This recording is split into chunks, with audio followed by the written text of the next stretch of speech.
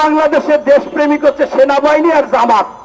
আমি যদি প্রশ্ন করি জামাতের আমির, আপনি এই কথা বলেছেন, আপনি দেশ স্বাধীনের সময় স্বাধীনতার পক্ষে কি আপনি ছিলেন? এক কথায় উত্তর যদি বলতে চাই তা আপনার বলতে হবে না, আপনি দেশ স্বাধীনতাই করেন নাই, পক্ষে ছিলেন না। আপনি কিভাবে দেশপ্রেমিক হলেন?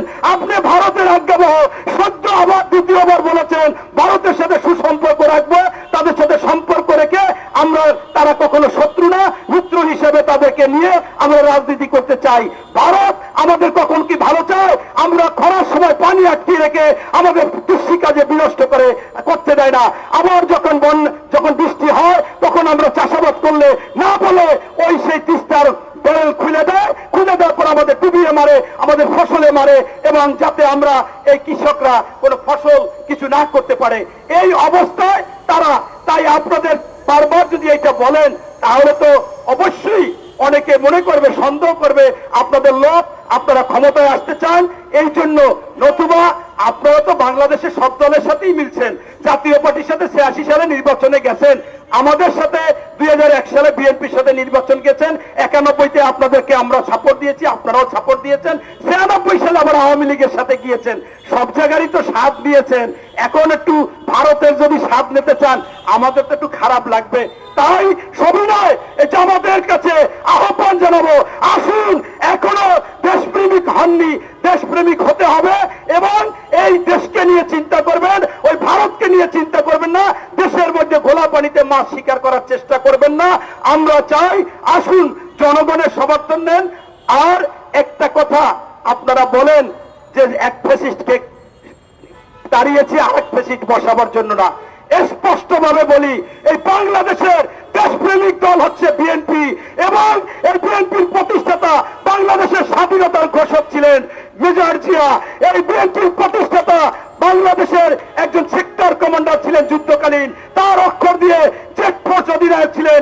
জীবিত মুক্তিযোদ্ধাদের মধ্যে তৎকালীন এই শেখ মুজিবুর রহমান সর্বোচ্চ খেতাব, বীর উত্তম খেতাব জিয়াউর রহমানকে দিয়েছিলেন। বিএনপি হচ্ছে মুক্তিযুদ্ধের দল।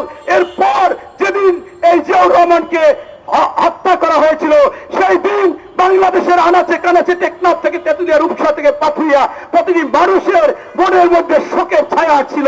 41 দিন শোক পালন করেছিল। তার একটা বাড়ি ছিল না, তার একটা গাড়ি ছিল না, তার একটা ব্যাংক অ্যাকাউন্ট ছিল না, এবং তার আত্মীয় স্বজনকে কেউ চিনত না।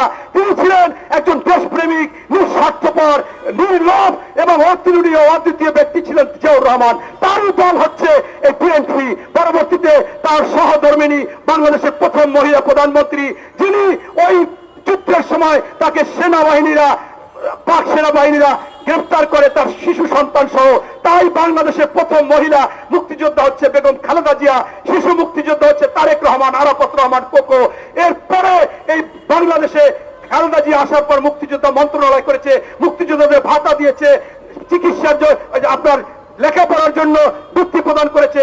তাই দেশপ্রেমিক দল হচ্ছে বিএনপি, এবং বিএনপির প্রত্যেকটা নেতা কর্মী যারা চাঁদা কালেকশন করে, এরা আওয়ামী লীগের এসে বিএনপির মধ্যে এসে বিএনপির কিছু নামধারীদের সাথে মিলেমিশে এগুলো করে।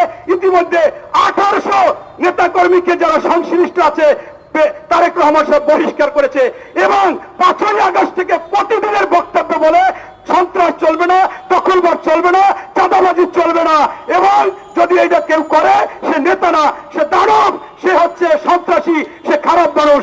তাই এখনো এই গতকালকেও বলছে এরকম সন্ত্রাসী, দখলবাদ, চাঁদাবাজ বিএনপির নাম যদি বলে বা থাকে আপনারা ধরিয়ে দেন, আপনাদের কাছে আহ্বান জানাই। তাই আমি সর্বশেষ বলবো, বিএনপি হচ্ছে দেশপ্রেমিক দল, বিএনপি হচ্ছে জনগণের দল। বিএনপির তারেক রহমান সাহেব বলছে জনগণ যেভাবে চাবে তাদের আশা আকাঙ্ক্ষা নিয়েই এই দল চলবে। পরবর্তীতে যদি বিএনপিকে আপনারা ক্ষমতায় আনেন, ভোট দেন, তাহলে তারা আপনাদের কথা মতো চলবে। এই বলে আমি আমার বক্তব্য শেষ করলাম। আল্লাহ হাফেজ। বাংলাদেশ জিন্দাবাদ।